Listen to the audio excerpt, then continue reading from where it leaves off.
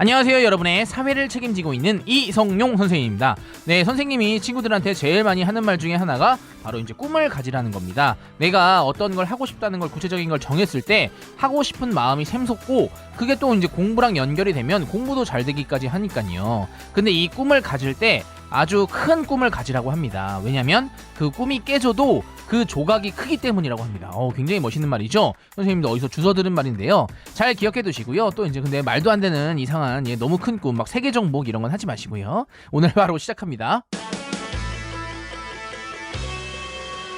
네, 오늘 우리가 배워볼 내용은 바로 인구 문제에 관한 건데요. 첫 번째 학습 목표는 세계의 인구 문제입니다. 근데 국가별로 인구 문제가 조금 다르기 때문에 선진국에는 어떤 인구 문제가 있는지, 그 다음에 개발도상국에는 어떤 인구 문제가 있는지 한번 살펴보고요. 두 번째 학습 목표는 세계의 인구 문제를 살펴봤기 때문에 우리나라의 인구 문제를 살펴봐야겠죠. 그래서 시기별로 우리나라에 어떤 인구 문제가 있었는지 한번 살펴보겠습니다. 그럼 가시죠. 네, 첫 번째 학습 목표 세계의 인구 문제입니다. 세계의 인구 문제를 보기 전에 세계의 인구 성장이 어떻게 이루어졌는지, 그 다음에 현재 지금 인구의 상태는 어떤지 살펴보면 이해하기가 쉬울 것 같아요. 먼저 세계의 인구가 갑자기 늘어난 시기가 있습니다. 그래프가 위로 쭉 올라간 시기가 있는데 거기에 뭐 기억 이렇게 해놓고 무슨 일이 있었냐 이렇게 물어볼 가능성이 높습니다. 바로 산업혁명이 일어났는데요. 이제 기계를 쓰기 시작하면서 의학과 과학기술이 발달하고요. 사람들의 수명이 늘어납니다. 그 다음에 옛날에는 태어나면 많은 아이들이 죽었어요. 1년 안에. 왜냐하면 의학기술이나 과학기술이 부족하기 때문에. 근데 이제 태어나서 잘 죽지 않죠. 왜냐하면 의학기술이 발달해서 이 아이가 어디가 아픈지 병을 쉽게 고칠 수 있게 된 겁니다. 그래서 우리도 이제 돌잔치 같은 거 하잖아요. 1년 지나면 아이들이 돌잔치를 합니다. 지금은 뭐 당연한 건데 옛날에는 1년이 되기 전에 아이들이 많이 죽었기 때문에 이런 잔치를 하는 거라는 이런 이야기들이 있어요. 네, 세계의 인구 상태는 어떤가 한번 살펴볼 텐데요. 우리가 뉴스를 틀면 뭐 아이를 낳으면 몇백만 원을 준다, 우리나라 출산율이 꼴찌다 이런 이야기가 나오다 보니까 전 세계가 인구가 지금 많이 부족하구나 라고 생각할 수 있는데 이거 낚이면 안 돼요, 여러분. 전 세계의 인구는 지금 늘고 있습니다. 늘고 있어요. 하지만 선진국이랑 개발도상국이 조금 다르다고 했습니다. 우선 선진국이라고 할 수 있는 유럽이나 북쪽 아메리카 이런 나라들은 출생률과 사망률이 모두 낮아요. 이게 무슨 말이냐. 출생률, 아이를 낳지도 않고요. 사망률, 나이 많은 사람들이 죽지도 않습니다. 그러니까 낳지도 않고 죽지도 않는 뭔가 무서운 시대죠. 그러다 보니까 인구가 그냥 그대로 계속 유지가 되는 겁니다. 낳지도 않고 죽지도 않기 때문에. 그래서 인구 증가가 굉장히 천천히 되거나 아니면 거의 멈춰있는 상황. 우리나라나 일본도 거의 이 상황이라고 보면 됩니다.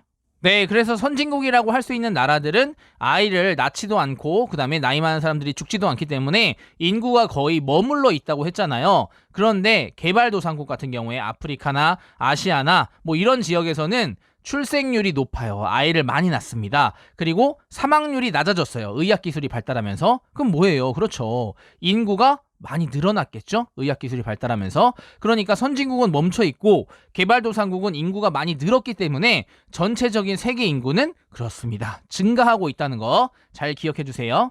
네, 이제 선진국과 개발도상국의 인구 문제에 대해서 한번 살펴보겠습니다. 먼저 선진국인데요. 선진국은 6글자로 바로 정리가 됩니다. 뭐냐면 저출산, 고령화입니다. 저출산은 뭐냐면 그렇죠. 아기를 낳지 않는 거고요. 고령화는 뭐예요? 나이가 많은 겁니다. 인구의 나이가 많은 거, 노인의 인구 비율이 높은 현상을 고령화라고 하는데요. 먼저 저출산부터 살펴보죠. 네, 저출산은 선생님이 아까 말했듯이 아이를 낳지 않는 거예요. 근데 합계 출산율이라는 게 있습니다. 참고로 알아두시면요.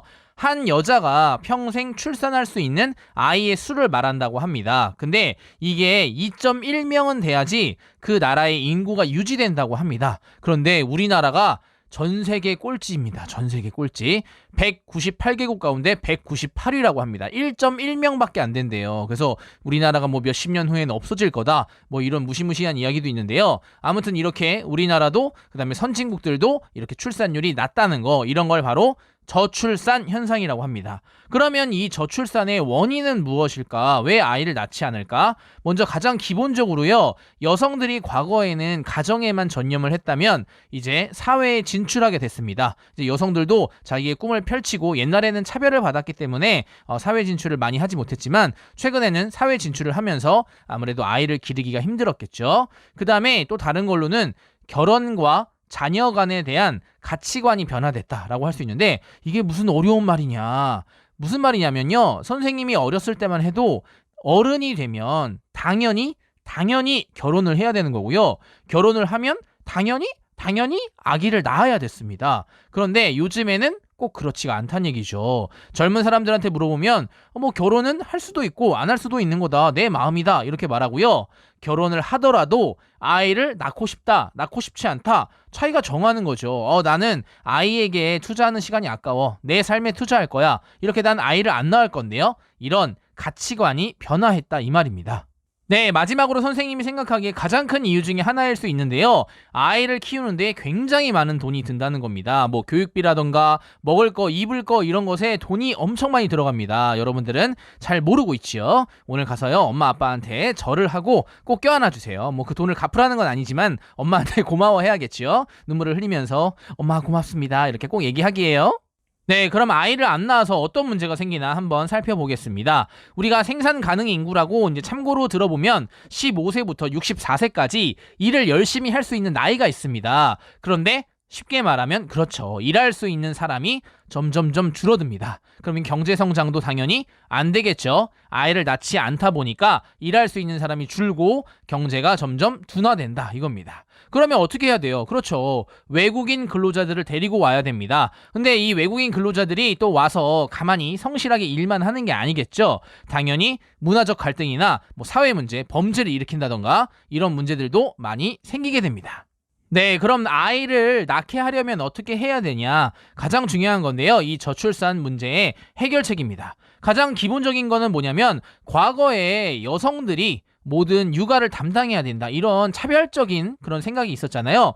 그런 생각을 아주 박살을 내버려야죠. 아니, 아이를 같이 낳았는데 왜 여자만 혼자 키워야 됩니까? 그래서 양성평등, 여자와 남자가 골고루 양육을 분담하고요. 일을 같이 해야 된다. 아기를 키울 때 너 일, 내 일이 따로 없다 이겁니다. 이렇게 양성평등 문화를 확산시켜야 되고요. 그 다음에 출산 장려를 위해서 여러 가지 지원을 해줘야 되는데 장려금을 지급한다던가 돈을 주는 거죠. 그 다음에 양육비를 지원해 준다던가 지금 양육비를 우리가 지원을 해주고 있습니다. 아마 선생님이 알기로는 만 7세까지인가 이렇게 아동수당이 나오고 있고요. 그 다음에 보육시설도 늘리고 그 다음에 육아휴직 이제 육아를 위해서 일을 쉬어야 되는 경우가 있는데 아직도 우리나라에서는 이렇게 휴직을 할 때 눈치를 많이 준다고 해요. 그런 문화를 개선해야겠죠. 네, 다음은 고령화 현상입니다. 인구 중에 65세 이상의 노인 인구의 비율이 높아지는 현상을 이제 고령화 현상이라고 하는데요. 아무래도 과거보다는 의학 기술이 발달을 해가지고 병도 쉽게 고치고요. 생활 수준도 좋아지고 먹을 것도 많다 보니까 이제 수명이 길어지는 현상이겠죠. 그래서 이 65세 이상의 인구가 얼마나 많은가에 따라서 이걸 부르는 호칭이 있는데 이게 시험에 나올 수 있습니다. 그래서 65세 이상의 인구 비율이 7%를 넘으면 고령화 사회라고 하고요.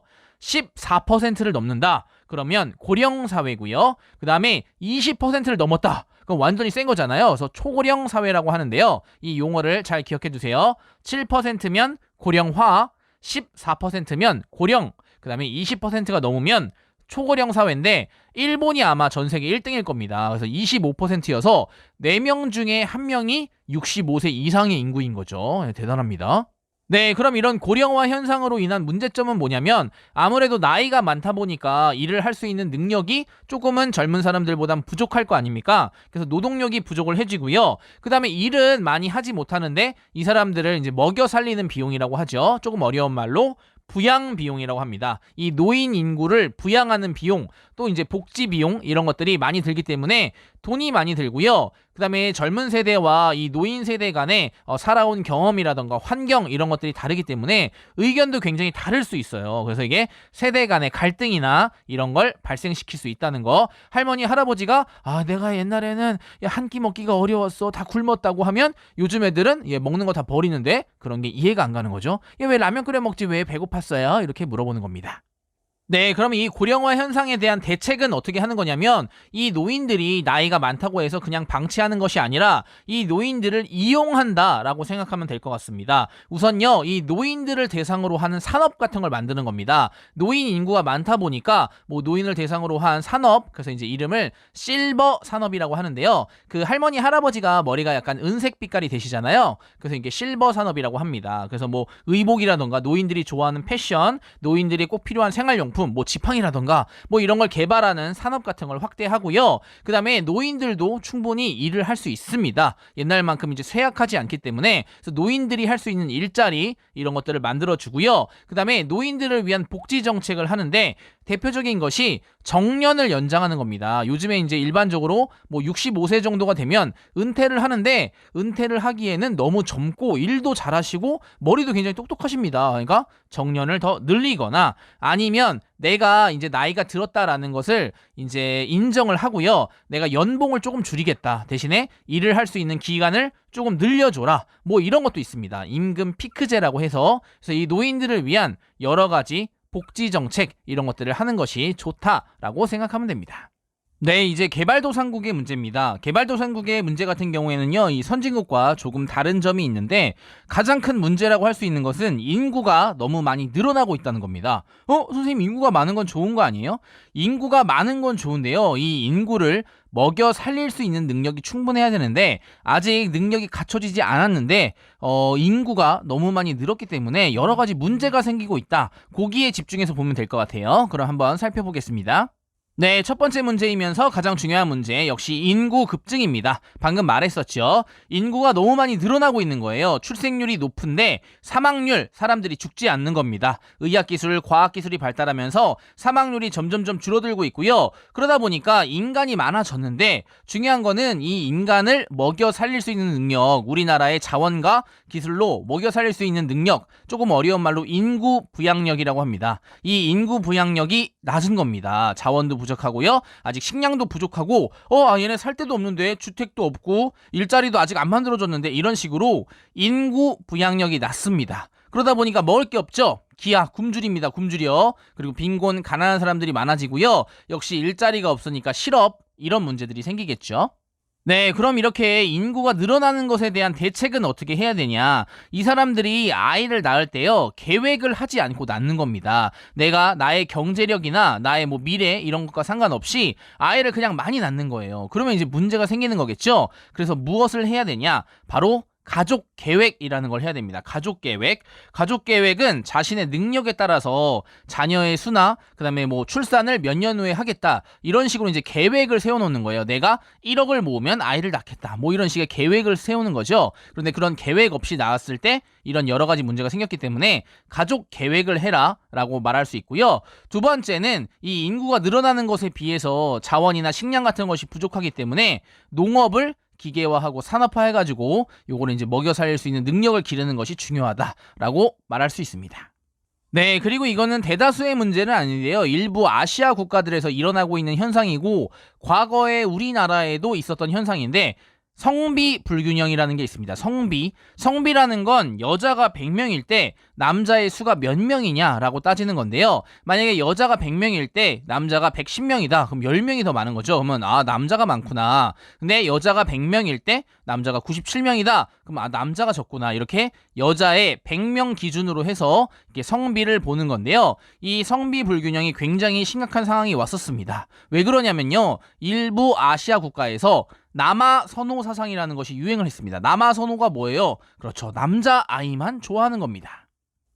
네, 이 남아선호의 이유에 대해서는 뭐 여러 가지가 있는데 과거에 농업 사회였기 때문에 노동력이 중시되다 보니까 좀 더 일을 할 수 있는 뭐 남자가 필요했다 뭐 이런 얘기도 있고, 가문을 잇기 위해서는 옛날에 이제 남자 중심의 사회였기 때문에 재산도 가져가고요, 이렇게 가문을 잇기 위해선 남자가 필요했다, 그러다 보니까 남아선호가 강조되었다 뭐 이런 이야기도 있습니다. 어쨌건 이 남아선호 때문에 여자와 남자의 비율이 맞지 않았고, 심지어는 태아를 감별해가지고 여자면 안 낳아 막 이렇게 했던 그런 과거에 아주 이상한 그런 것도 있었습니다. 지금은 그런 게 이제 전혀 없겠죠. 당연히 여자 남자 모두 소중하니까요. 그래서 요즘같이 양성평등의 이런 사회적인 분위기를 어렸을 때부터 교육시키고 조성하는 것도 굉장히 중요합니다. 이 성비 불균형 문제가 과거에 굉장히 심각했어요.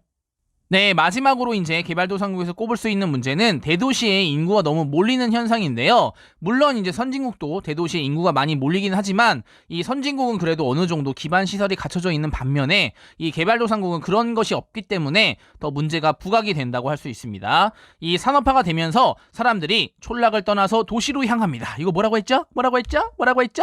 네, 기억이 안 나죠. 이촌향도라고 합니다. 이촌향도. 그러다 보니까 도시에 너무 많은 사람이 몰리면서 순식간에 몰리면서 주택도 부족하고요, 환경오염도 심해지고요, 교통도 복잡하고 범죄도 생기고, 반면에 농촌에는 사람이 없는 이상한 이제 문제들이 생기기 시작했습니다. 네, 그래서 이건 어떻게 해결하면 되냐? 역시 선진국도 꾸준히 하고 있는 건데요. 도시에 너무 몰려있는 기능들을 이제 주변의 작은 도시나 농촌 지역으로 이렇게 분산시키는 겁니다. 그리고 반대로 농촌은 더욱더 개발을 해줘야겠죠. 이렇게 조화시키는 정책을 많이 시행하고 있습니다. 네, 첫 번째 학습 목표 세계의 인구 문제, 선진국과 개발도상국의 인구 문제에 대해서 살펴봤고요. 이제 두 번째 학습 목표는 우리나라의 인구 문제에 대해서 살펴볼 텐데요. 여기서 주로 나오는 것은 우리나라의 인구 정책이 시기에 따라 조금씩 바뀌었거든요. 그걸 표어랑 관련지어서 뭐 순서대로 하라던가 이런 식으로 물어보는 문제가 하나 나오고요. 두 번째는 현재 우리나라가 겪고 있는 인구 문제, 선진국의 인구 문제랑 똑같은데요. 그것에 대해 묻는 문제가 나옵니다. 그럼 한번 살펴보죠. 네, 먼저 시기별로 우리나라의 인구 대책이 어떻게 바뀌었는지를 먼저 큰 틀을 살펴보면요. 50년대에 우리가 6.25 전쟁이 있었는데 전쟁 중에 아이를 낳는 대단한 분들도 있지만요. 이 전쟁 중에는 아무래도 아이를 낳기가 힘들겠죠. 그래서 전쟁이 끝나고 난 다음에 어느 정도 안정이 되고 난 다음에 아이를 겁나게 낳기 시작합니다. 출산 붐이라고 하는데요. 그래서 이때 인구가 굉장히 많이 늘어요. 근데 아까도 말했듯이 인구는 많은데 이 인구를 먹여 살릴 수 있는 능력이 우리나라는 아직 이때 부족했습니다. 아니, 전쟁이 막 끝났는데 건물이 다 부셔져 있는데 이 아이들을 어떻게 먹여 살립니까? 그래서 60년대, 70년대, 80년대 요때는 조금 이제 아이를 낳지 않는 정책을 했고요. 그러다 보니까 또 저출산이 돼가지고 90년대 후반부터 그리고 현재까지는 아이를 낳자 출산을 장려하는 정책으로 바뀌었다는 거, 요 큰 틀을 잘 이해해 주세요. 네, 그래서 이 인구 대책과 관련한 여러 가지 이제 표어가 교과서에 나올 텐데 그걸 순서대로 묻는 문제도 나오고요. 아니면 특정 시기를 묻는 문제가 나오기 때문에 표어를 몇 개 읽어두는 게 좋습니다. 50년대에 아이를 너무 많이 낳았다고 했잖아요. 그래서 60년대, 70년대, 80년대는 좀 아이를 낳지 말자라는 표어가 많이 나오는데 60년대의 대표적인 것이 덮어놓고 낳다 보면 거지꼴을 못 면한다. 너무 무섭죠. 아이를 낳지 말라는 겁니다. 너무 많이 낳으면 너 거지 돼, 낳지 마, 이렇게 하는 거고요. 70년대에는 둘만 낳아 잘 기르자, 딸아들 구별하지 말고 둘만 낳아 잘 기르자, 2명만 낳자는 거예요. 80년대 더 줄어듭니다. 하나만 낳으래요. 하나만. 잘 키운 딸 하나, 열아들 안 부럽다. 하나씩만 낳아도 삼천리는 초만원. 하나만 낳자는 얘기예요. 70년대는 2명 낳자고 했죠. 60년대는 많이 낳으면 거지 된다, 이렇게 했고요. 90년대가 약간 특징적인데 70년대, 80년대에 남아 선호가 있었습니다. 우리나라에도 남자 아이만 좋아하는 거죠. 선생님은 남자였는데 그래서 할머니가 굉장히 좋아했다고 해요. 그래서 우리 누나가 저를 더 이상 얘기하지 않겠습니다. 아무튼 90년대에 그래서 무슨 일이 있었냐면 남자 아이만 너무 좋아하다 보니까 선생님이 학교에 갔는데 남자애들만 있는 겁니다. 원래 남자 여자 이렇게 짝이었는데 여자가 없는 겁니다. 그래서 이때 표어가 뭐냐면 선생님 착한 일 하면 여자 짝꿍 시켜주나요? 이런 게 표어였어요. 뭐예요? 그렇죠. 여자 남자 구별하지 말자. 이 성비 불균형 문제가 90년대에 와서 이제 심각해졌고요. 2000년대 이후에는 계속 뭐 아이를 많이 낳자, 동생이 필요하다, 뭐 이런 식으로 출산 장려 정책을 하는 표어가 있기 때문에 이렇게 순서대로 하는 거. 60년대, 70년대, 80년대는 아이를 좀 낳지 말자 이런 거였고요. 90년대는 성비 불균형에 관한 표어가 나오고요. 2000년대 이후에는 아이를 많이 낳자 이런 식으로 간다는 거 잘 기억해 주세요.